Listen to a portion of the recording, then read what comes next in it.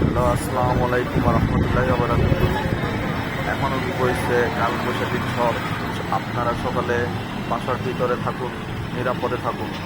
ঝড়ের সময় কেহ নিরাপদ স্থান থেকে বের হবেন না, ঘরের ঘরের বাহির হবেন না। ঝড় তুফানের সময় বাচ্চাদেরকে আপনাদের কাছে রাখুন।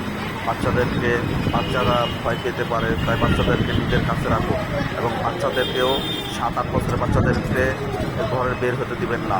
কালবৈশাখী ঝড়ের সময় বাচ্চাদেরকে আম কুড়াতে যেতে দিবেন না, কারণ কালবৈশাখী ঝড়ের সময় যে কোনো সময় ডাল ভেঙে পড়ে বাচ্চাদের জীবনে দুর্ঘটনা ঘটে যেতে পারে।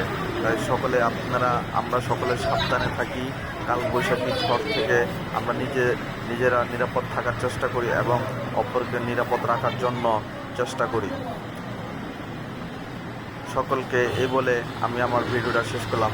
আসসালামু আলাইকুম রহমতুল্লাহ ওয়া বারাকাতুহু। সকলে নিরাপদে থাকুন।